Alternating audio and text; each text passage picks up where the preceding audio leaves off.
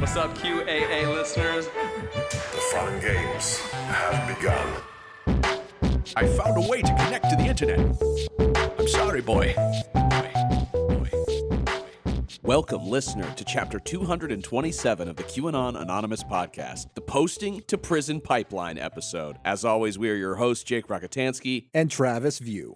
Now, we've talked a lot on this podcast about disinformation, and usually telling lies on the internet is constitutionally protected. But what happens when it's not? What happens when you post and meme so hard and so maliciously that you go far outside the realm of protected speech and wind up in a federal prison? That's the story, barring the unlikely case of a successful appeal, of a 33-year-old man named Douglass Mackey, who operated a few Twitter accounts under the name Ricky Vaughn. Using these accounts, he spread Pizzagate lies, racist tropes, and also messages deliberately designed to mislead people into giving up their right to vote. On May 31st, Douglass Mackey was convicted of election interference in the 2016 presidential election after a one-week trial. He faces a sentence of up to 10 years in prison for that conviction, though it remains to be seen what his actual sentence will be. Today, we're going to be talking to Michael Edison Hayden from the Southern Poverty Law Center about the Douglass Mackey case, what he did, and what this means for the future of online trolling. But before we get to the main topic of the show, I feel like I have to address the recent reporting concerning Supreme Court Justice Clarence Thomas. Oh, yeah. What's going on with this? So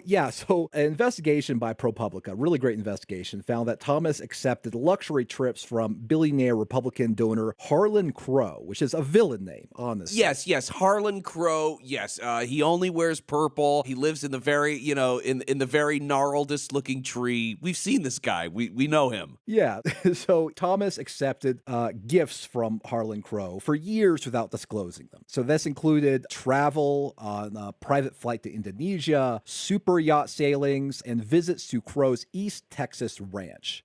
I thought for sure you were going to be like, and visits to Crow's evil secret island. Basically. It's what good journalism should do, like uncovering, connections and corruption, that kind of stuff. Yeah. But perhaps most shockingly, it included Clarence Thomas going to the 150-year-old San Francisco resort, Bohemian Grove. Oh, dear. Okay. We talked about Bohemian Grove, actually, with a former employee of the facility all the way back in episode 36 of this podcast. Oh, my God. I know, it's been that long. So this is the resort to the elites, and it has included among its membership Henry Kissinger, Richard Nixon, Ronald Reagan, Charles Schwab, the top of the finance and politics and even entertainment worlds. So it's where the wealthy and powerful get together and they do weird plays and they piss in the woods, according to our best understanding.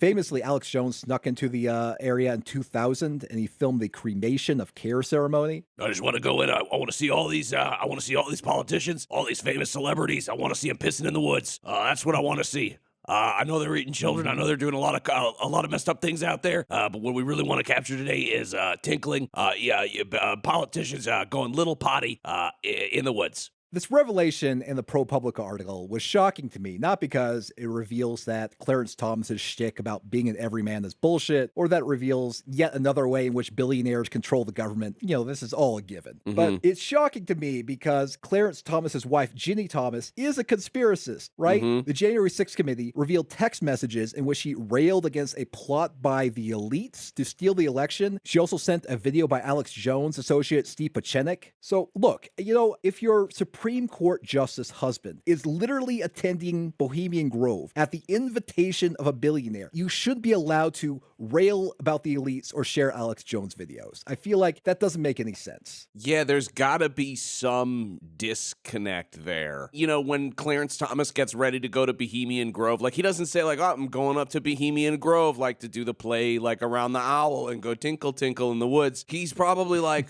well, Daddy's getting ready to go on his yearly retreat. It's like one of those things. It's got to be there's got to be some sort of weird disconnect where she's just compartmentalizing her own experience with her husband and then also her conspiratorial beliefs. I mean, yeah, that's really the best case scenario, which Clarence Thomas is just lying, or they just don't talk about where Clarence Thomas is heading off to or something. Mm-hmm. Most people, normal people, they have to speculate how the rich and powerful are manipulating the world. And this can give rise to like conspiracizing and, sometimes it can go off the rails. But if Ginny Thomas wants to know how the rich and powerful are manipulating the world, she just has to wait till dinner time and ask, what'd you do at work today? Yeah. It doesn't make any sense. Yeah, I mean, when he grabs his overcoat, puts on his hat, opens the door, turns over his shoulder and calls up the stairs like, all right, honey, well, I'm going to Dr. Crow's,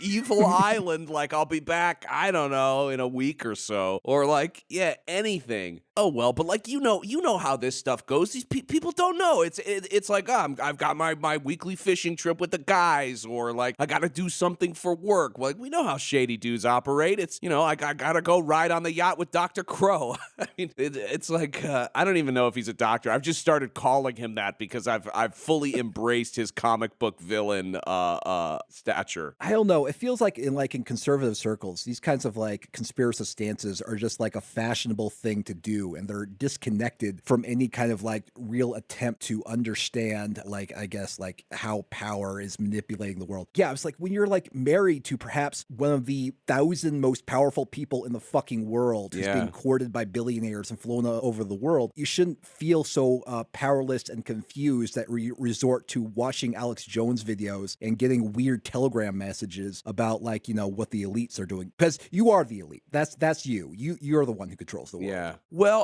I think that brings up an interesting point about, there are things that happen out in your real life, and then there are things that happen in your life on the internet. And the things that you watch and consume in this very small sort of enclosed space, it's 2D, it's this flat screen, you're laying on a body pillow, and the light from your laptop, is blinding you at 2 a.m. And then there's like, you're having dinner with your husband, you're talking about your day. I would imagine that there are these two different worlds that just they never ever seem like they're going to intersect because the medium through which you are experiencing them is so wholly different. So on to discussing the Douglass Mackey trial, because this is really fascinating. So according to federal prosecutors and the jurors in his trial, between September and November of 2016, Douglass Mackey conspired with other influential Twitter users to use social media platforms, including Twitter, to disseminate fraudulent messages that encouraged supporters of Hillary Clinton to vote via text message or social media. In reality, these are not legally valid methods of voting, and the messages were designed to disenfranchise voters. One of these messages was an image that included the text, "Avoid the line, vote from home, text Hillary to 59925. And there were people who did in fact text that number. Mm-hmm. And what did it do instead? It signed them up for some kind of weird supplement? Well, yeah, I think we're going to might have to talk to Michael Hayden about that exactly, about what happened. I want to find out, did the number go anywhere? How does our law enforcement even find out how many people texted like, a phony dummy number? Very interesting stuff. Douglass Mackey posted these messages under an account named Ricky Vaughn, which is named after a character from the 1989 film Major League. Wait, who is he in? Is it Charlie Sheen's character? Is it the main character? It's the Charlie Sheen character, yeah. Yeah, so it's like the Charlie Sheen, Ricky Vaughn, but use a MAGA hat instead of the baseball cap. I mean, that makes sense. I loved those movies when I was a little kid. But Charlie Sheen's, his sort of aura in those movies, I think, could very easily serve MAGA through an altered JPEG on the internet. So this Ricky Vaughn account was actually really influential in spreading the ideas of the alt-right in the run-up to the 2016 presidential election. It peaked at 62,000 followers and posted some 221,000 tweets. 220,000? Yeah, that's right. Lots and lots of tweets. He's very active, posting all the time. I think I've tweeted like 5,000 times, maybe. And that felt like a lot when I saw that little number. I have, I've posted, I think, tens of thousands of times, but even that feels excessive. I've cut back in like this past year or so. 200,000 times. Oh my God. Ugh. What a dumb world. All right, please continue. So an MIT election study during the primaries ranked that Ricky Vaughn Twitter account as more influential than the accounts of like NBC News, Stephen Colbert, and the Democratic Party, among many others. So it was pretty influential. When Vaughn was banned from Twitter in October of 2016, he became even more popular among the far right. Vaughn then took his act to the social media platform Gab, where he quickly became a prominent presence. One of Douglass Mackey's co-conspirators is a longtime alt-right troll who goes by the name Microchip. Microchip, in addition to being a disinformation superspreader in his own right, was revealed to be a federal informant through the course of this trial, and in fact even testified during the trial. So I'm really excited to talk to Michael Hayden about that. Yeah, because wasn't Microchip part of that original crew? Him, James Brower, who we unfortunately had on the show, claiming that they were responsible for the first 4 Q drops or something like that. That is right, Jake. They did in fact claim that, and I'm trying to get some clarity on how that went down. Yeah, because if Microchip has been an FBI informant for a very long time, and as an informant is claiming that he did some of the Q drops, that's a whole mess. I remember because James, after he came on the show, he did reach out to you, correct, and admit that the story was kind of bullshit and he was sorry and felt bad. Yeah, he did in fact retract his claims after initially claiming that he was responsible for some of the initial Q drops. So good on him. We are now joined by Michael Edison Hayden. He is a senior investigative reporter for the Southern Poverty Law Center, and he has been following developments in this case for years. And in fact, he spoke to Douglass Mackey shortly after he was doxxed back in 2018. Michael, thank you so much for coming on the show. Hey, it's great to be here, Travis. So, first of all, we covered some of the details of the case briefly before you came on, but how would you describe what Douglass Mackey was found guilty of doing? I think the easiest way for people to understand this is, not the non-perverted term of disinformation, right? Like not the one that has been sort of mutated on social media among liberals, but like real disinformation. Like basically, he published on Twitter some very highly crafted, completely realistic looking images telling people that they could vote by text using a short code, a sort of a hijacked short code. And the images targeted women of color. Essentially. So the first one he published had a picture of a black woman on it, and it kind of was targeted at the sort of African Americans for Hillary crowd. And then 7 hours later, he published one that was even, in my opinion, like much more plausible looking, which was written in Spanish, telling people they could text with a woman who appeared to be Latina on there. And it was very plausible disinformation that the government successfully argued was designed to keep people from voting. And people actually texted that particular number that was provided, right? Yep. So there's sort of a lot of smoke coming from the right about this, which we're probably going to get into. But one of the things that they keep bringing up is the fact that most of the people texted the number. There's about nearly 5,000 people, about 4,900 something, I think. And, they keep bringing up that most of the people who texted this number did so after the media had already covered it. And there's just 2 things that are important about that that I just want to isolate here, which is that nearly 100 people did so before they, this had been covered by the media. So we don't know if those are real people trying to vote or not. And then as for everyone else, they established during the trial pretty clearly that one of the goals of Mackey and his co-conspirators was to get this covered in the media. So yes, many people did text it. Wait a minute. So, hold on. So, they're saying that, like, this is less egregious of a crime because, they should have been watching the news. They should have known that it was a fake thing, and, there's no reason that they should have texted it. But then they're also saying, well, we wanted the media to cover it.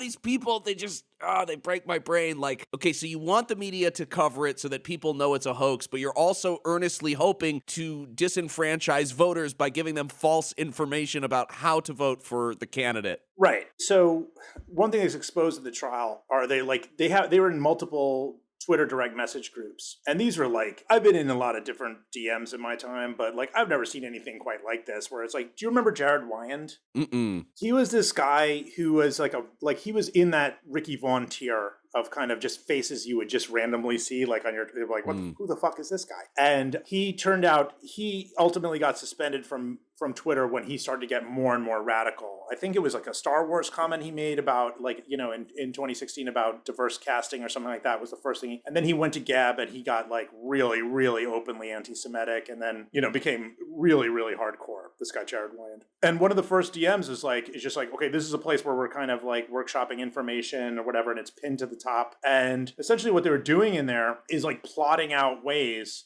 to make plausible looking disinfo that they could drive up through coordinated efforts, like up in the algorithm using Twitter's trending topics and things like that. I had never seen anything quite like this, and I knew that they were doing things like this, but I really had no idea how sophisticated it really was. Yeah, 2016, that was a very, very long time ago. This is basically the period that he's been accused of committing these crimes, and it's tough to remember that period on Twitter. It was really wild and chaotic. But but this Ricky Vaughn account that Douglass Mackey made had a surprisingly large reach and pretty influential, right? Oh, yeah. I mean, it was like, one of the big things that came up in trial is that MIT did a study where they were like trying to determine who are the most influential social media personalities in the 2016 election. And he came up like 107th, and he was right in the same tier as people like Cher and whatever else, right? Whoa. So all he really had was just this Charlie Sheen avatar from the film Major League with the MAGA hat. But he would appear on there. And one thing that like on people's feeds, and one thing that Mackey did that, obviously I report on the radical right specifically much more than the conspiracy world. But that's, there's obviously massive overlap. The thing that always intrigued me about Mackey is how successful he was at kind of uniting the right, in air quotes, to use that term. He was able to win support among like neo-Nazis, white supremacists, like the really hardcore types, and a lot of support among like kind of MAGA grandmas and things like that. And because he was a very sophisticated poster, he was very strategic. He was able to kind of unite these people on Twitter, and it became kind of an account that drove traffic to Trump's messaging. Well, and he, his profile pic, there's something, I don't know if it always looked like this, because people change their pictures oftentimes, but the electric blue and the hat, and there is something that is very catchy about it. I mean, do we know at all where he sort of sharpened these skills? I mean, was he a Chan guy? Was he on other forums or? Yeah, I mean, remind me to like put a pin in me saying how Microchip described 4chan later, but okay. So I'll mention that. But yeah, I mean, 4chan played a big role in this trial, and it was fascinating to see how, just how big a role. So one of Mackey's kind of defense postures was that like he just found these on 4chan and thought they were cool and kind of posted them. Also, in his DMs, they have evidence of saying, like, I have all these, I have so many people who respond to my posts. I can just command people to Photoshop things for me at the drop of a hat now. That's not the quote verbatim, but that is, the core principle behind it. Mm-hmm. So the prosecution had to slow things down for people and say that, like, yeah, he was on this particular part of 4chan. And he did it 7 hours apart. And rather than the split second of like, see it, post it, he had to like really pick which. There were so many different images to choose. And he chose specifically this black woman and this Latina. And just that was his focus. And it was for strategic reasons. So yeah, 4chan was like really big in this. He was kind of part of this, what I would describe as kind of a through line between 4chan and MAGA Twitter. Mm. Yeah, I was really interested in, I guess, Douglass Mackey, the man, because, the fact that Douglass Mackey is the man behind the Ricky Vaughn accounts was reported in 2018 by your colleague, Luke O'Brien, who we've had on the show before. And I was looking over his reporting from that time. And what really struck me is that Mackey seemed to be on track for a pretty cushy life before he decided to devote his time to trolling on Twitter. Like his dad was a lobbyist, and he focused on like tax policy affecting wireless communications. So he was well connected. Mackey attended Middlebury College, and after college, he moved to Brooklyn, took a job as an economist at the firm John Dunham and Associates, and he worked there for 4 years. But he fell down the alt-right pipeline pretty hard. So, do we know exactly how he got radicalized?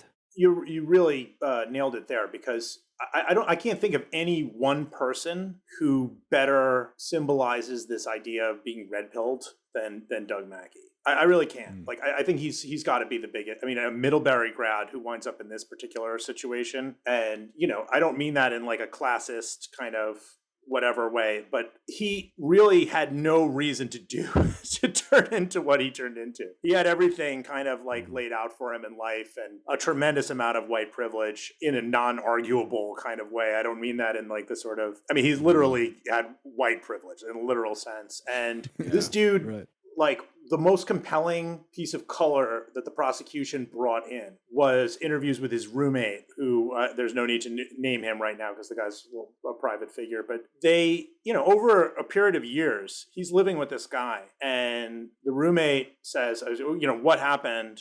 Like, how did you find out about this stuff? He's like, I found out because I read Luke's HuffPo article. So that for like years, Mackey is living with this guy and like has this whole secret MAGA persona, like this weird radical right thing with the anti-Semitism. He's organizing with members of the Right Stuff Network, now National Justice Party, not organizing, but he's certainly appearing on their podcasts and debating strategy about the directions of the white supremacist movement. And the roommate he's living with doesn't know anything like this. And they asked him, when he took the stand, they're like, what was he like? And the dude, this is like he was like in his room, door closed, on the computer. And it's just like that. It's a literal thing. It's like the red pilling thing, perfectly encapsulated, like where it's just, this guy just became addicted to being, a white nationalist icon on Twitter.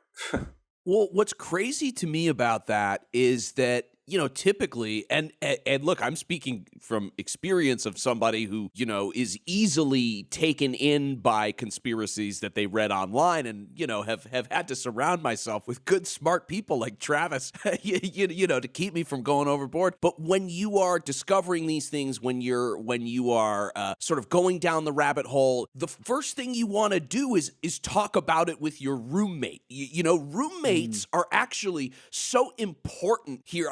I was so lucky when, around 2017, 2018, when, all of this shit was really kicking off. I was living with a guy, a good friend of mine, who is like a hardcore lefty. And so, I would come out of my room and be like, oh man, I was like, I'm reading about, Benghazi, this is Hillary Clinton, I don't know. And he would be like, well, I mean, actually, and would provide some kind of realistic explanation, or, very smart dude, just was very plugged into, what I would consider like good politics. And so that very much surprises me that, somebody is becoming the kind of archetypal version of the red pill, and the roommate has no idea about it. On some level, I wonder if you're getting into anti-Semitic stuff, if you're getting into white supremacist and borderline neo-Nazi stuff, on some level, you got to know that that's bad.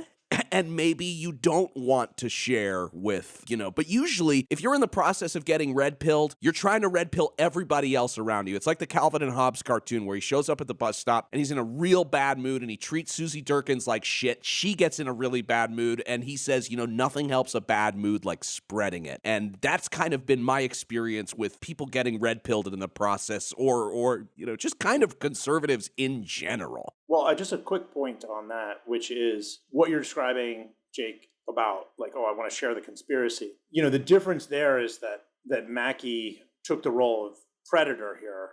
He's not, it's not necessarily he believes in conspiracies or anything like that. He is trying to exploit people he perceives to be gullible. And he's not an audience member. He is a person who, and that's what made him the center of this trial. It's like, it's not like, he definitely believed in like the anti-Semitic conspiracies, or at least promoted them. But his main goal was winning power and creating fascist control over the United States. I mean, that to me is my read on what he did. And so he's using the conspiracies to get there. Yeah, that is very different than what I described. And I think that that's an interesting distinction that, we don't necessarily often talk about on the podcast, is this difference between audience member and, or orator, somebody who wants to take this stuff and use it, even if they're not necessarily 100% on board with the kookiness. Well, Andrew Anglin from Daily Stormer has contacted me from sock accounts and things like that. And, he's as bad as you might think he is, but he's very conscious. Like, he knows that he's manipulating his audience. He knows what he's doing and he gets off on it, right? Like, for them, it's a game to try to secure power for, a small group of people that they feel like that they can be a part of. Yeah, and that makes sense. I mean, my impression of 4chan is a group of people that all lovingly hate each other. Yeah, sure. You know, and so there is this sort of woven in kind of emotion of like, it's fun to own people, it's fun to manipulate them, like it's fun to get them to look stupid. They're trying to do it to you. That's the whole part of it. Yep. 100%. Yeah, I guess like what really baffled me about his story is that usually like people in his position, like I said, who are like born into a lot of privilege and like have a pretty easy track in life, what they do is that they get a good job and then they build up a lot of like wealth and connections and clout, and they use that to forward their racist policies through their career or something like that, bang politicians or whatever. But he wanted the attention for himself. I mean, he was so red pill. I heard that he went through, like, for example, Gamergate. He connected to bad figures like Mike Cernovich. He wanted to be the guy online who is like, spreading the disinformation and, like you said, personally helping forward the cause of the fascist state. He's just bizarrely self-destructive, not in like, oh, poor boy had so much potential kind of way. Just like, why aren't you at the very least looking out for number one, like a lot of other, I guess, like racist people in your position do? Sure. Yeah, it's a good question. The thing about Mackey, and I bristle when people feel obligated to say like, oh, well, they're really smart. Like this person's really smart in the radical right. I mean, it's one of the more annoying things that we like. I feel like people feel the need to do is like qualify and be like, well, he's really smart and stuff like that. No, actually, they're not. Like most of the time, they're quite exploitative. There are a few of them that are smarter than others.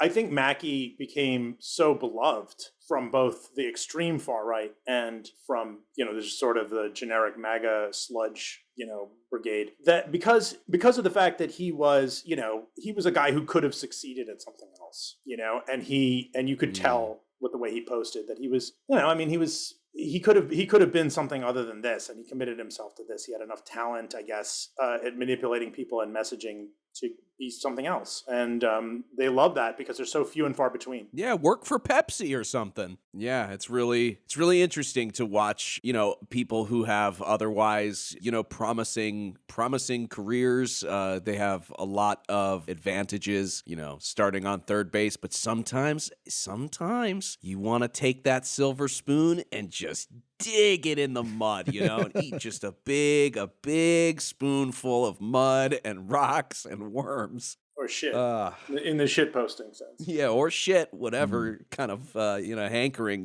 whatever kind of flavor you're looking for. And now he's going to face what? He's facing what, like 10 years in prison? Yeah, I mean, I'd be surprised if he gets 10. I think the judge can give him 0, and the judge can give him 10. Yeah. As far as I understand it. And, I think he's more likely to get something in the 2-year range.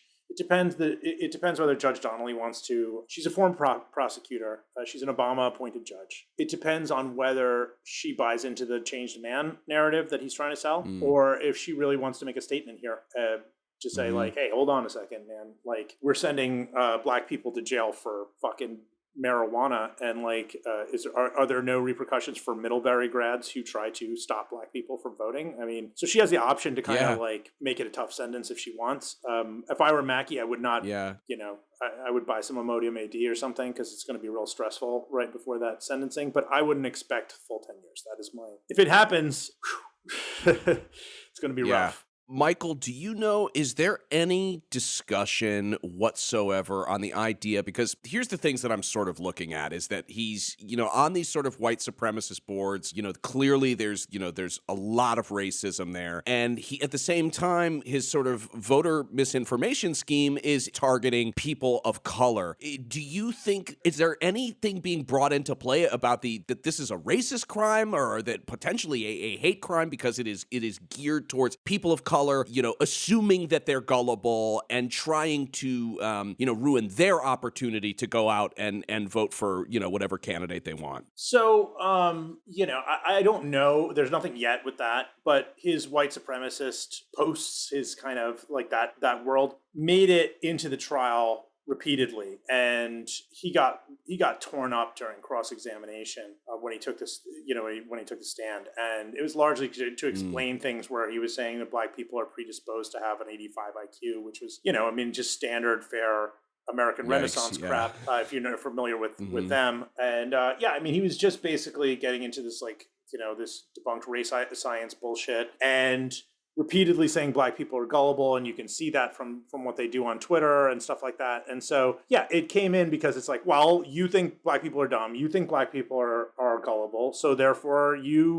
why wouldn't you think that they would believe this? Why wouldn't you think that they would text this? I mean, it helped establish the motive very, very clearly. If you're saying women are children with the right to vote, which is something that he said, which for some reason more than anything else kind of chilled me for some reason. It's such a fucked up thought. It's like, somehow, maybe if I were, if I were black, maybe the 85 IQ one it would. But I just feel like that kind of racism is so common and whatever. It's not a either or scenario, but it was something like, dude's mom was at the trial and stuff like that. I mean, even if you lived a life where you're sheltered from black people and stuff like that, it's like to be looking at the women in your life and thinking this is a fucking child in an adult's body who shouldn't be allowed to vote. It fucked me up. I mean, it was just like the whole thing was just really, really uncomfortable. Yeah. Now, I was particularly interested in this case because of the involvement of a notorious alt-right troll who goes by the name Microchip.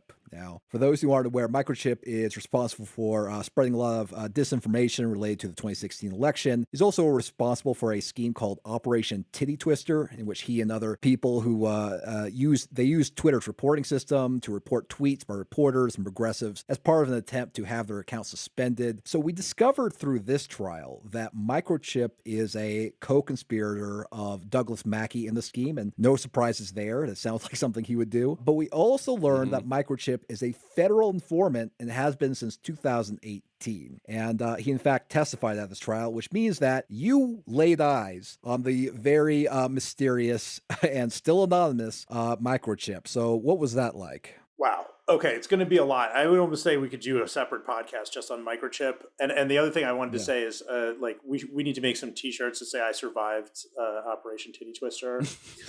I definitely was on those reporting things. Yes, those will be going up in the merch shop, within the next couple hours. But I did.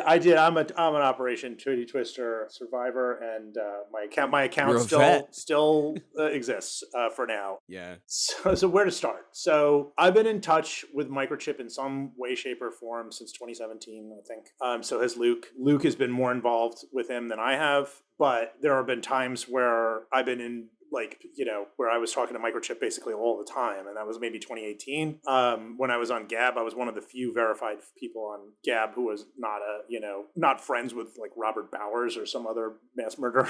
Yeah. So I was like, basically Microchip presented himself, for those who are unfamiliar, as like this kind of like relatively handsome looking avatar with like a ice cream cone in his face and a MAGA hat. And, the reality was just something very different. Like all of a sudden this dude comes in to the court. I don't know how much he weighed. Like it was 300 something, maybe. I don't know. I mean, is it somewhere between 300 and 400? I mean, he's big guy. And not just heavy, not just overweight, but tall too. He was kind of like the Mountain. He's like he would be the guard, the MAGA Knights Guard, if in the 1800s or whatever. If he had muscle, like he had more muscle and less fat, you could tell me that this guy was like the new like offensive tackle for the Jets or something, and I'd be like, okay, like yeah, here he is, huge dude, like he's got a beard, his neck beard goes down, he's in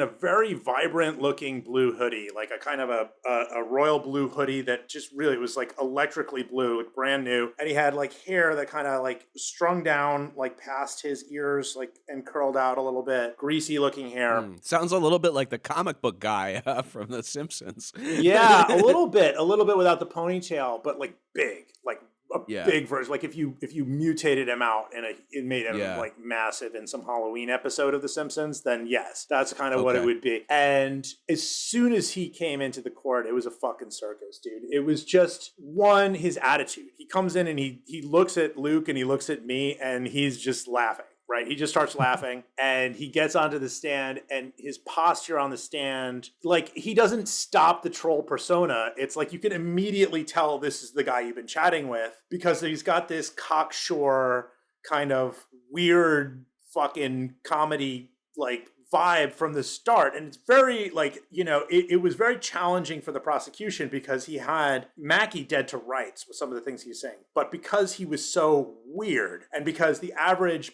person who is a senior citizen, who is many of, there are a few of them on the jury, maybe half of the people there looked pretty old, and all the people there had very limited experience with Twitter, which is important in choosing the jury. Like they may have been interested in some other social media sites, but we're not super involved. And they started like laughing. The jury erupted with laughter multiple times.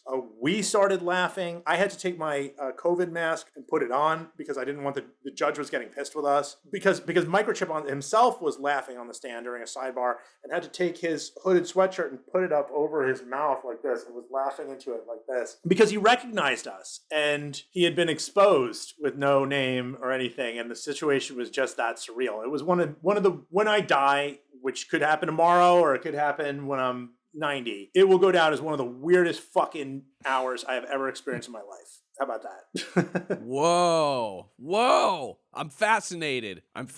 So this guy walks in, he's King Dick. He's FBI informant. He's untouchable. He's there to he's there to sort of further this troll persona. It's just if I, Jake Rockatansky, my real name, if I was in some kind of federal court case, look, I got summoned to go to jury duty a couple weeks ago. Okay, I'm not in trouble. I'm going to sit on the jury. I was scared shitless. Yeah. I was late. I was like, oh God, what am I gonna tell? Like, oh God, I'm 10 minutes late. Like, oh, what are they gonna do? Like, all this stuff, and then I put on the jury, like all of this stuff. And so the idea to me of somebody coming in and treating the whole thing as if it's a joke, I think speaks pretty clearly to the kind of person that this is. I mean, that's pretty crazy. Well, to treat it all as a joke, I need to separate that so both you and the audience understands something about Microchip here, which is it's like that Das Racist song that's like, haha, joking, whatever, where it's like, I'm joking, I'm not joking, or whatever. This is the core issue of the whole fucking case, right?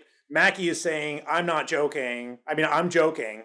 This was just a joke. At the same time, he's kind of saying that, like, what in these DMs, that what he does on Twitter is serious to try to change the outcome of the election. In Microchip's case, he can't stop the joking persona. He can't stop the trolling persona. He can't stop performing. But at the same time, what he was saying was serious. So you were like in this, and he's under oath. So you're in this world where you're kind of just, he's so weird, but he's also under oath telling the truth and has Mackey dead to rights. And so the most effective, the time that Frisch who is Mackey's attorney, was most effective was it's trying to create doubt about Microchip's sanity and whether he was a credible witness.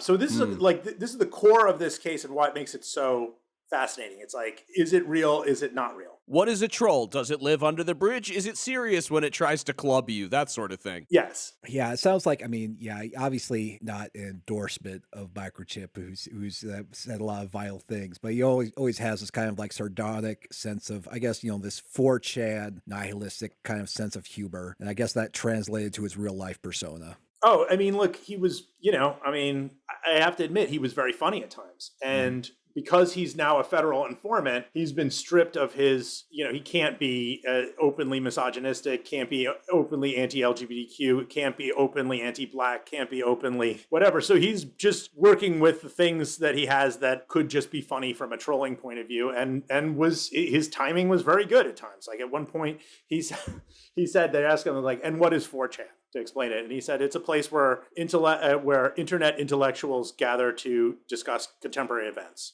And he just like snapped it out there. And it was very difficult to keep my, I just started laughing because it was very funny. And it's a very funny way to describe 4chan, especially when you are yourself a 4chan creature and knowing that it's like you're basically describing the fucking cantina bar from Star Wars. Right. And you're also in a place talking to people for, in front of a jury that has no connection to this world whatsoever. Yep, 100%. Wild. That's wild shit, man. I can't believe you went and did that. That's crazy. I mean, I would love to read some from his testimony to you, but you can tell me when that's appropriate. No, let's sure. Let's hear it. Yeah. Yes. So I'm going to try to, hopefully this is clear who's talking. So here's Frisch. For a period of your life, did you do illegal drugs? Yeah. That was a short period and back in, I think 2002, 2003, something like that. Is it a fact that you used illegal drugs from 2002 to 2014? Yeah. I mean, that's a broad range. Give me 1 second. Do you recall your meetings with the government was July 5th, 15th, 2021? Yeah, say that date again. July 15th. Oh, yeah. Yep. Mm-hmm. At that meeting, do you recall telling the government you had previously used drugs from approximately 2002 or 2003 into 2014? No, that's incorrect.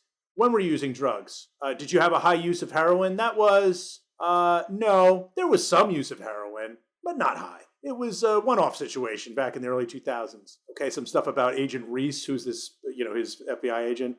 Do you recall saying that you were addicted to painkillers? Yeah, same time period. Do you recall saying you also used a testosterone steroid called Testogel? Oh, Testogel? Yeah, that was 2001. Did you tweet about your use of Adderall on February 20th, 2023? Oh, yeah.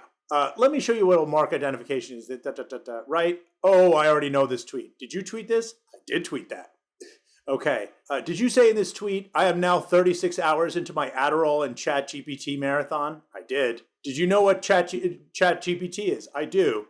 What is it? It's a generative AI, a generative intelligence, artificial intelligence using a language model, etc. So they tried to pin this guy as like a drug addicted, because he's tweeted so many times about his Adderall usage. So they just have him basically like pumped up on Adderall using ChatGPT for 36 hours straight, according to him, in his own words on Twitter. Yikes, that sounds like a horrible time. Yeah, there were other drugs. There was mushrooms in this testimony, a bunch of other drugs, which is, again, I've used mushrooms. That wouldn't stop me from being credible on the stand, especially years after having done them. Yeah. So, but it was very fascinating because it's sort of like his persona went under scrutiny. He had a Twitter bio. I'll just get you this real quick. Let me just quickly get this. Yes.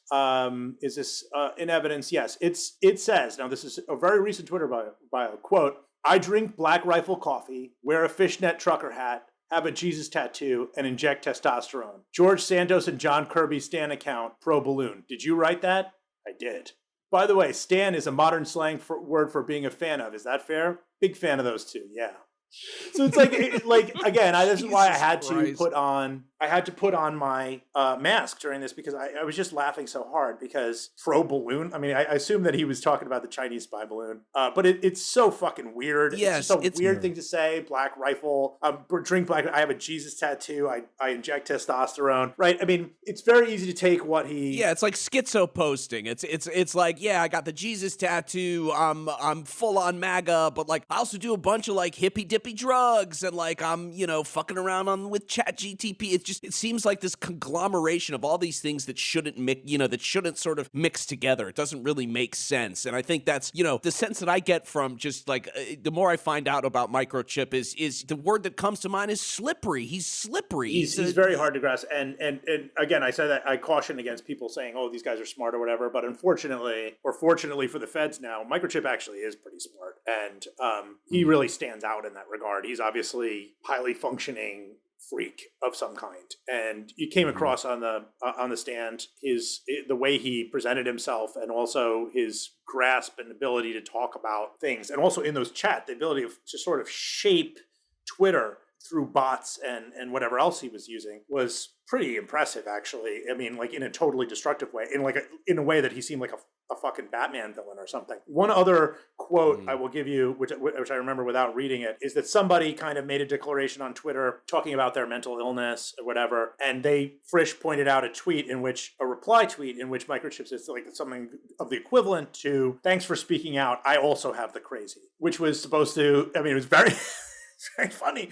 And it's also it's supposed to underscore that this guy is not credible. He's saying he's got the crazy. And if you're an old person who has never dealt with Twitter before, and you see that information and you're just saying well, what if my grandchildren texted me something like this? I would think they were crazy. So Interesting strategy. Well, yeah, and he's also got the electric blue hoodie. You know, if you're a grandparent, if you're a Safta or a Saba or a Nana, you know, any of those things, and you see somebody wearing an electric blue anything, you're questioning their sanity. I showed up once to my grandparents' house in an Abercrombie and Fitch hat, and my grandpa looked at me and he goes, "Jaco, your hat's broken. Your hat's falling apart." And I went, "Oh no, it's supposed to kind of look worn, like, you know, it's supposed to be wear and tear." He goes, "They sell the hat like that?" Totally horrified at the idea that somebody would pay for a destroyed or a distressed product. All right, sorry. Go. Please, no, I mean that's basically it. It's just like, I mean, it's very hard to find somebody in the audience who has done heroin and or in the jury, excuse me,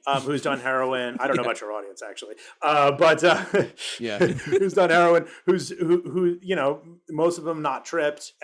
You know, as far as testosterone, steroids, I mean, yeah, I don't know, man. Like, not many people. I've never met anybody who had testosterone. I mean, as a reporter, I've done some stuff about cops who were shooting testosterone in a gym in Long Island back when I was on the crime beat. I don't know, like, a lot of this stuff is like really out there for people, and you know, Frisch, I think, came very close to discrediting the whole case based on that. I was hoping you can help settle a rumor about the identity of Microchip, because, you know, there have been over the years lots of, like, you know, speculation about who he really is. You know, one theory going around was that Microchip was another notorious troll who goes by the name Baked Alaska, who was busted for participating in January 6th. I think we can safely rule that one out. Yep, they're chatting like in the same DMs there, and unless he's they're also communicating with each other. So another theory was that Microchip is Justin McCarty, and he is a social media consultant who worked for Trump before leaving in 2017, and he's sometimes credited as the man who taught Trump to tweet, and he wound up leaving, and I think he's currently like the social media manager for Aerosmith. Oh wow. What? Yeah, that's well, you know, he's a working man. Aerosmith the band or Aerosmith the arcade game? Yeah, who's seen him? I can say there's beyond a reasonable doubt that is not true. It's just not him. Okay. So Microchip, not Justin McCarty. No, this is a guy who's like appears to be in early middle age, or middle age, maybe around my age, who is maybe a little older. Like that's tough. I can't tell. But the point is that he's just not that. And also, if he were to walk into a large auditorium with maybe 500 people in it, I would be able to pick him out within a second, because he's very distinct looking. You can't miss him. It's not like anybody. It's not like he would blend in. He's just a big dude who is, you know, a master at shaping online discussions. Microchip being a federal informant, I have to imagine, it has to be somewhat shocking to people who were involved in the alt-right in 2016 and even the years afterwards, because he was in those DM rooms. That's why he was on the stand, right? Oh, yeah. Very.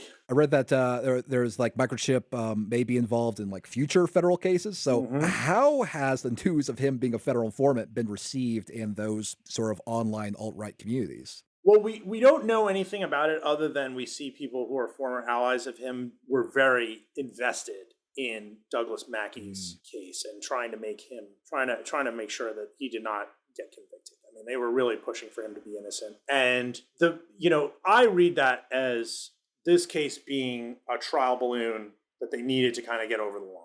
It was a very weird case. It was, it is a case that, may have some roots in the old days, when the Ku Klux Klan trying to obstruct people from voting, things like that. But it's new. It's, it's kind of, what's the word I'm looking for here? It's almost like a kind of a noir cyber fucking dystopian future kind of thing, right? I believe the term you're searching for is neo-noir. Yeah, right. This is like if this was in the 80s and we were talking about this case, this would be like, well, there's these weird cyber people who are, trying to, I mean, it would seem so weird if you read back, whereas now it feels kind of pedestrian and dumb in some ways, some of the things that they do on Twitter. But yeah, I mean, what this is something new. It kind of we're trying to get a handle on stuff where everybody who covers this stuff closely, including me, has some feeling of like, wait, aren't there crimes here? There's got to be some crimes, right? Like this feels criminal to me. I don't know what the crimes are, but there's got to be a law, right?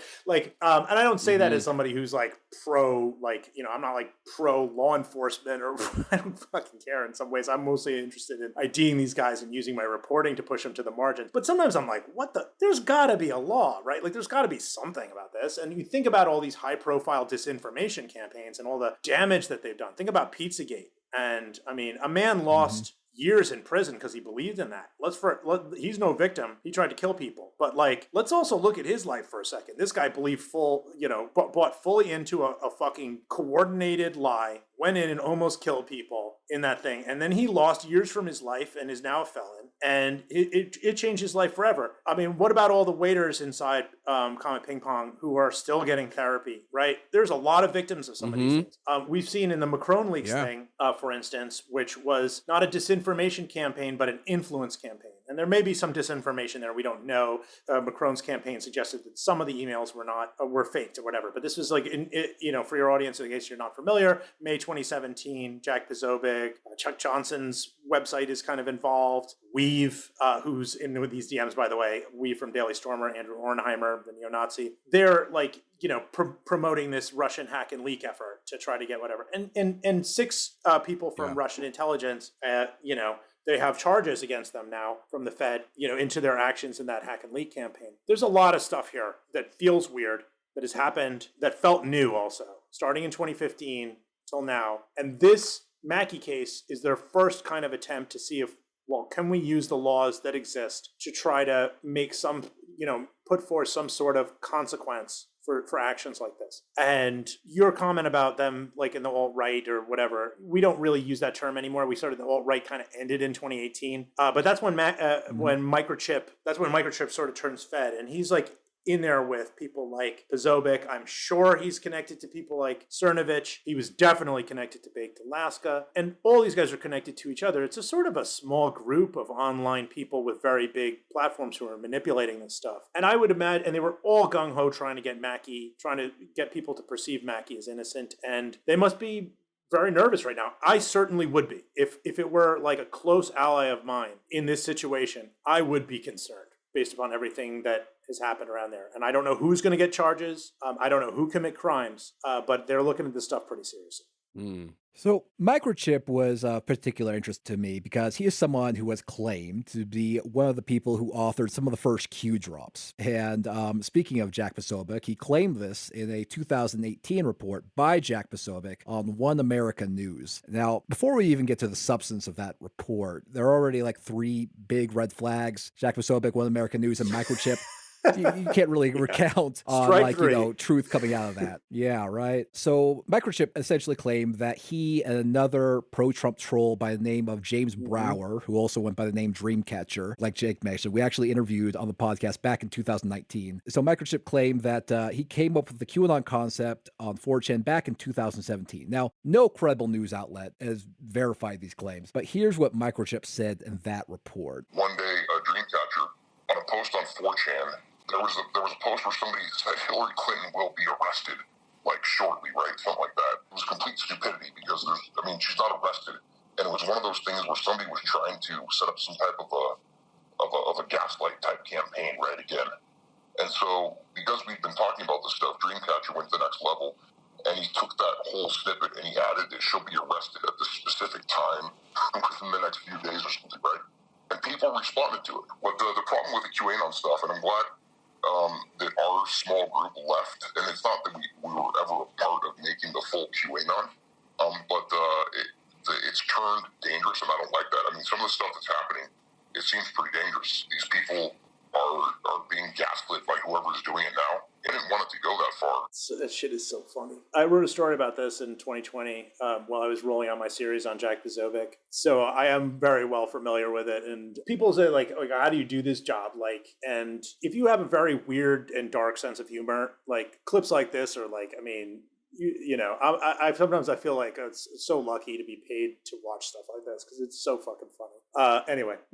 Yeah. It's just like, well, and now I mean, this has been, I mean, has it ever been totally disproven that this isn't the case, that they didn't do the first? I know James reached out to us after he was on the show and apologized and retracted his claim. But just playing devil's advocate here, that could also be because maybe he realized, hey, like, if I'm attached to this QAnon thing in any way, that could be like real trouble for me down the line now that people are sort of going out into the real world and committing, serious crimes under the guise that, this QAnon thing is real. So at the time that Microchip contacted me and tried to get me to run a story or to tweet out some stuff, I was at the time working, it was a very brief 6-month period in which I worked for Storyful, which is a social media intelligence thing run by Wall Street Journal, Dow Jones. And I was not publishing publicly at that time very much. I was mostly publishing these internal things for other journalists. This is right before I left for SPLC. And I looked into it at the time, and I can't remember what I used to verify it, but I remember finding something that made me about 99.99% sure that this was fabricated. And I can't recall exactly what it was, but I think it was there were flaws with the screenshots that I was being shared. I believe that is what that was the conclusion that you came to as well, right? Yeah. Screenshots that they had shared, the Discord logs, there was something weird about it. I can't remember either. It was so long ago. So, yeah, the Discord logs were clearly faked. Yeah, that was what it was. That's what it was. I had forgotten about that. They had fabricated that. Yeah, so when you're fabricating evidence and you're already a notorious liar, so that already causes the story to collapse. There's also the fact that the story itself was kind of inconsistent. Like James Brower, when he spoke to me, he only claimed responsibility for the Q post with the ID EKA50M1K, which, if true, which means was that he posted the drops 6 through 13. But listening back to that OAN report, I mean, it seemed like Microchip was saying that like James Brower posted the first drop. So the whole story is a mess. There's fabricated evidence. It's posted by notorious liars. So there's like nothing really credible about it at all. So yeah, that also made me lean towards, again, I can't say for certain, you can't prove a negative, but 99% sure that this was just weird bullshit. But even if you were to establish this bullshit, you're left with the question of like, wait, why did they run with the story anyway? What made it superficially plausible was the fact that James Brower, all the way back on November 4th, 2017, posted about Q, and they even claimed like, oh, actually Q is a real high-level insider. James Brower posted this on Twitter. So at the very least, James Brower was familiar with Q very early on. So maybe there was like, just very online and sort of in those circles. But yeah, just there's really nothing credible about the story. Well, and what always was weird to me is, here are two people who it seems like, given things that they've said themselves and what they've tweeted and et cetera, that they are, very interested in pushing out disinformation. They're very interested in galvanizing people. They're trying to red pill people, trying to turn them to MAGA, trying to muddy the waters, using, message board tactics. And yet all of a sudden, these, guys are very concerned about how dangerous, this other op is. It's very weird to me. Why wouldn't they champion something like QAnon? Because that's, in so many ways, that did their job, what they were trying to do so much better, than anything they were doing. If you look at just the number of people who are at the very least favorable to QAnon ideology. So early on to come out with this thing like, oh, we started it was a mistake, it was a joke, like things are getting really dangerous. I mean, that just seems very inconsistent with what we know about them, especially Microchip, because James Brower has, for the most that I understand, has basically kind of disappeared. He's taken a back seat, at least, with his, he might be on an alt or whatever, but you don't really see him come up in the present conversation, if I'm not mistaken. Yeah, I don't want to get too deep into like which drop here and there. You guys have an expertise on that type of thing, and because I would much more focus from the extremism angle. But what I will say is, if I were a betting person, and I'd be willing to bet the house on it, that none of this is credible. That's just my instinct there. I'd go all in with my chips on that. And the other thing is that there is this pretty compelling evidence of coordination between Posobiec and Microchip to make this a thing. So the first thing that they did was they went to me and to Luke and whoever, like, if maybe Will Summer or somebody like that, or you guys, I don't know. But they were basically going to the folks that they thought like, hey, somebody being like, hey, let's get this debunked. Let's get QAnon debunked and try to get one of us to buy in on it and kind of make it a story where they could do that because they knew that would be more legitimate. And then it seems like that they settled for Jack's nominal title as a journalist. Of course, anyone who's read my reporting on Posobiec knows that he's not a journalist in any way, shape, or form. Mm-hmm. But that he, he had this correspondent kind of position at One American News Network that could, at least peer like news-like. And they obviously had extraordinarily low standards, and Jack could just ram through whatever he wanted, it seems like. And he was able to ram through this. And, this was I think, in a coordinated attempt between pro-Trump operatives working either for someone or not. In the case of Microchip, he could be fully volunteer. In the case of Posobiec, well, who knows what he does? I mean, there's a lot of weird shit with that guy. But the bottom line is they were pro-Trump operatives, whether it's self-assigned or otherwise, and, trying to make QAnon look fake and look like a scam to the many people who had bought into on it. And there's theories as to why they would do something like that. My theory is because at the time, it was starting to make Trump look bad and make the movement look bad. And they were really concerned about it. That's what I think happened. I mean, that sounds plausible to me. I mean, it was right. They don't want to be cringe. Yeah, they don't want to have. They've seen 100 of these, leaked insider accounts on 4chan. They know this game, and when they see one that's getting popular, and essentially the narrative is like, yes, all of your enemies will be arrested tomorrow. Yeah, maybe they look at that and go like, oh God, like we're smart enough to know that this kind of LARP, you make fun of it immediately. You call it fake and some other things. But all of these normies out there are buying into it. It's going to make us look bad. It's going to make us look like we're crazies. Maybe we'll say that we did it. Oh my God, it was a joke. We didn't know how far it was going to go, and we're so sorry, and this is dangerous, and it's a hoax. Well, I have met Jack Posobiec face to face. I've looked him eye to eye on multiple occasions now. I have reported on him more than pretty much anybody else. And what I will tell you about that guy is, and this, this is as true as the sky you're looking at when you step outside your house. He is a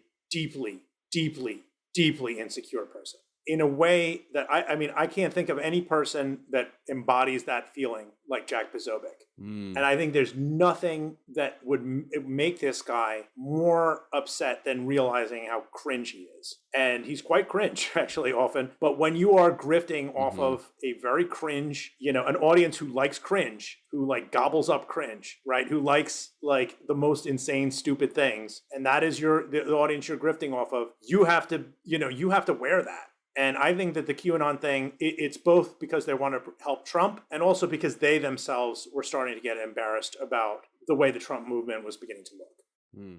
Interesting. Yeah. Interesting analysis. The other element, I think, is that it was probably like splitting the MAGA movement because, like, I guess like most, MAGA followers, they trust Trump and they listen to Trump. But all of a sudden they're listening to this Q figure and they think that by doing that, they're actually listening to Trump when they're not actually. They're just listening to some grifter or a group of grifters. Yep. So probably, again, a tactical, strategic reason they tried to dispel the mystery of Q on that One American News report. Yep, 100%. I was also wondering if you could comment on like how this trial is being reported by the conservative media. I talked a little bit about this before, but like Tucker Carlson, for example, has characterized this as the Biden administration like cracking down on someone who dared to make fun of Hillary Clinton. And here's a clip from a report from a couple weeks ago. The federal criminal trial of a man called Douglass Mackey began this week in Brooklyn. It's the single greatest assault on free speech and human rights in this country's modern history.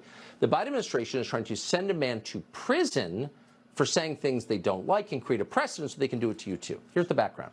During the 2016 presidential campaign, Mackey posted memes that made fun of Hillary Clinton and her supporters. One of them on Twitter read this way, quote, "Avoid the line, vote from home, text Hillary to 59925.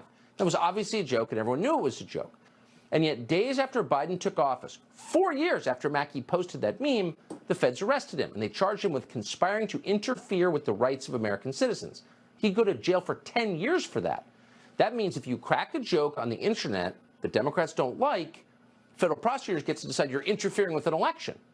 It's hard to imagine a more Soviet prosecution than this. Again, most watched man on cable news, millions of MAGA grandmas and grandpas hearing that the Biden administration is making it illegal to crack jokes. So what do you make of that? Oh, I think the first thing I got to say is why are like, do Tucker and Trump's fans like perceive these guys as being like kind of like alpha, like mask, like macho? It's like he's so like, you know what I mean? He's so like whiny and, you know, and so peeved. And I mean, look at the freeze frame on your screen right now. I mean, he's just like, it's like, this guy is like, you know, the idea that this guy is like some sort of like, you know, macho truth teller is very funny to me. So yeah, I mean, why are they doing this? I mean, you know, look, as Tucker whined on there, it's like they can do this to anybody. Well, what they can really do to anybody is if you're trying to cook an election by telling people to vote in a particular way. I mean, what if it, like, think about it like a fucking Roadrunner cartoon or something where you just put the line to the election thing in a different direction or whatever. Like, that's what they did, right? I mean, they like, that's what they literally did. They're like, so yeah, you vote over here, you know, I mean, like, it's, you know, they're upset because they need tricks to win. I mean, it's like that's the bottom line.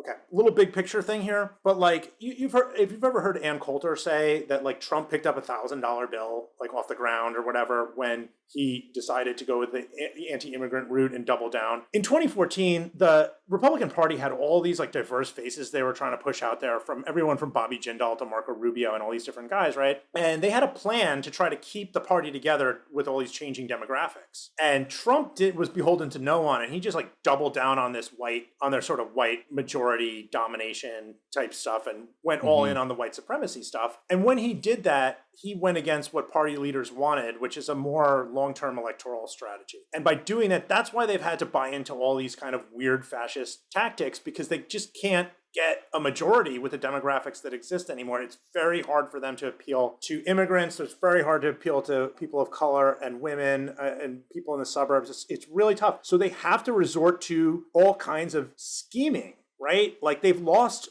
almost every single, all but one national election in the popular vote since the year 2000. And it's getting worse. And so what Tucker is really saying here, I think, is he's saying like, oh, you meathead who watches me, you can't do your usual posts. And like your usual posts are usually geared towards just trying to figure out a way to scramble the election or get people not to vote or depress people from voting and whatever. Like these are the tactics they need to use because the margins they've created are so fine, you know?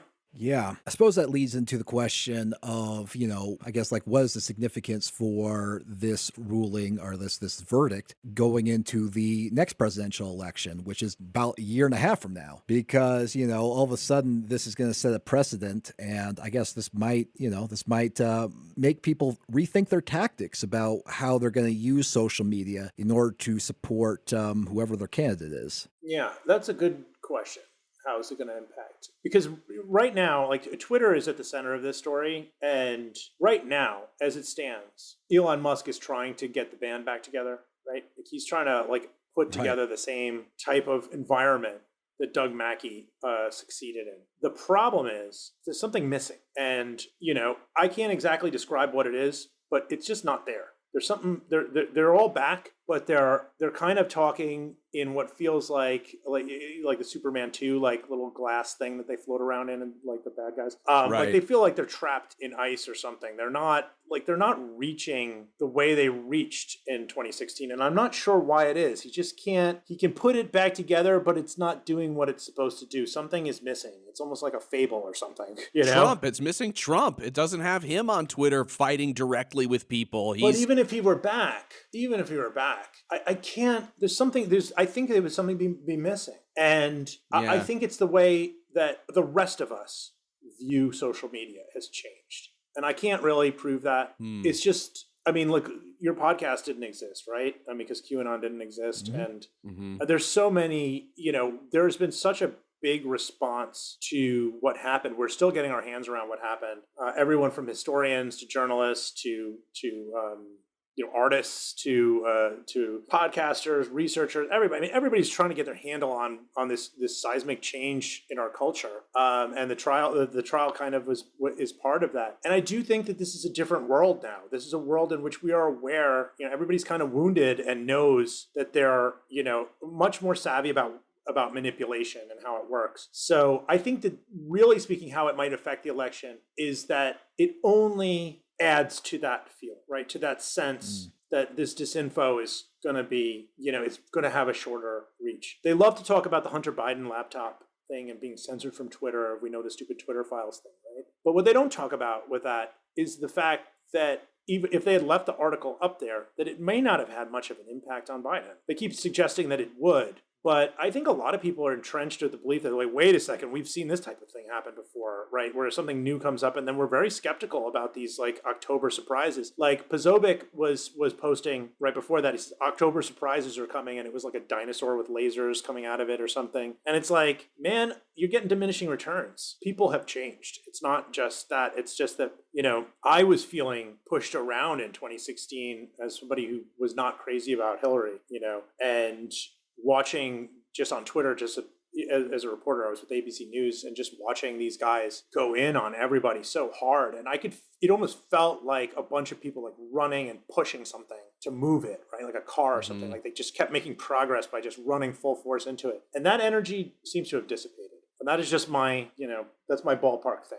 Well, I think you make a very interesting point, specifically about this idea that people look at social media differently. And from what I've seen, in a lot of ways, they've gone almost too far in that everything that comes out is a potential op, and you have to, who's behind it and where's the dark money? I mean, liberals themselves, I think, in an effort to try to sort of understand what happened, like you were saying, and how did this, huge cultural shift take place? I mean, we are not bulletproof from, sort of diving into our own conspiracy theories. Oh, yeah, definitely not. One thing I've noticed especially on Twitter, is that everything that comes out, there is always a comment that's like, the timing on this is everybody is incredibly paranoid. And that paranoia leads to conspiracy theories and the lack of transparency from, these entities that are sort of controlling our fate, whether it be the people who own the social media companies or whether it be politicians in the government. There's so little transparency that there is a lot of room for these fires to grow. And so I do think personally that there is something to the idea that we all look at this place differently. For example, I mean, how many people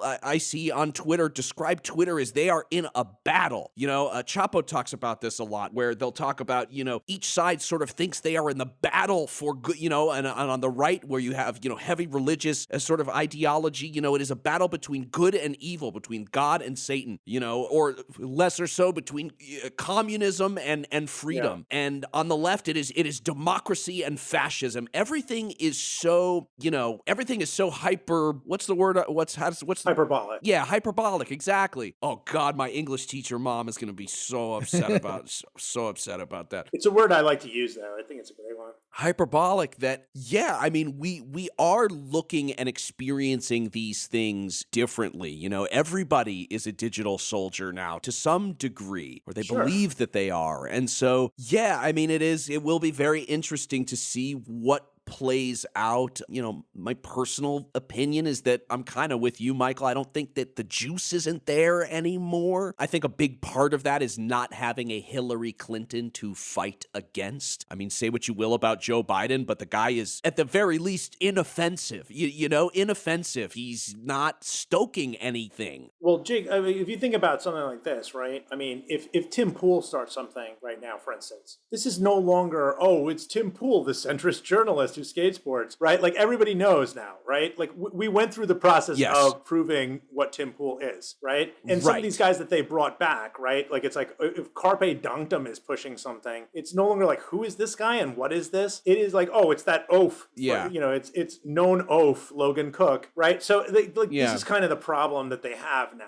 is, and one of the reasons my reporting on Jack Posobiec, I think it was so important for me, I felt, to get out there, is because I needed people to, he was one of the guys who kind of escaped and tried to make it towards the middle, is to make sure that there's a record for everybody to find of like what this guy did to get there, just in case, right? Because the bigger the platform this guy gets, if he got onto Fox or something like that and he's doing his disinfo or hack and leak shit promotion, whatever it was, Russian intelligence plots that he ends up booing, that he just says, by accident I found this, which, I mean, maybe by accident he did find it, but the point is that it is weird. And I think it's important to remember that these guys they no longer have the element of surprise. Known oaf, I think, is maybe the best way to describe this. Yeah, well, that's Logan Cook for sure. That's Carpe Diem. He's known oaf. It should be the first line in his. Yeah. Known oaf. There are a lot more known oafs nowadays, and yeah, I think you're right. I think the element of surprise is waning. It's true. We've been speaking to Michael Edison Hayden from the Southern Poverty Law Center. So where can people go to learn more about your work? Sure. Well, you can find me on Twitter, what's left of it, at Michael, Michael, Hayden, Hayden. And you can go to my newsletter, subscribe. I don't inundate people. I do it very, here and there, and nobody has to pay. And it's gonna be a long night.com. That's ITSGONNABE, I guess, ALONGNIGHT. It's gonna be a long night.com. And I will make sure, if you can't find my articles on the web or anything like that, I always update on Twitter, and newsletter's free, by the way. Also, I should add. Awesome. Yeah, go check that stuff out, folks. Michael, it has been a pleasure speaking with you. Fascinating conversation. So thank you so much for all the great work that you've done so far, all the great work you will continue to do. And we look forward to seeing you again. Yeah, it's my pleasure. I'm so happy to be on the show. All right. Take care, guys. Thanks for listening to another episode of the QAnon Anonymous podcast. You can go to patreon.com/QAnon Anonymous and subscribe for $5 a month to get a whole second episode every single week, plus access to our archive of premium episodes. And if you're already a subscriber, thank you so much. It helps us stay advertising free and editorially independent. For everything else, there's a website, QAnonAnonymous.com. Listener, until next week, may the deep dish bless you and keep you. It's not a conspiracy, it's fact. And now, today's auto cue. And the thing is, like, even I even get trolled, and I'm like, God damn, why did I get trolled again? That was really dumb. Right? Yeah, I get trolled every day, and it's like, part and parcel of being on Twitter. Yeah, totally. It's worth it. On that note, did you see the guy who got charged for a meme on Twitter? What were your thoughts on that? I know you commented on it. I didn't know if you got to look more into it. His name's Douglass Mackey. Oh, that's the guy who I guess was accused of election interference or something. Yeah. Even that's a counselor from South Park? Your vote or something? Yeah, like, people shouldn't believe everything that they see online, and, I don't think that should be criminal. No, I think criminal is it's over the top there. I would agree with that. They went too far. If that's the standard for throwing someone in prison, then there should be a lot of people in prison. Yeah, what are you in prison for? Oh, meme crimes. Yeah, exactly.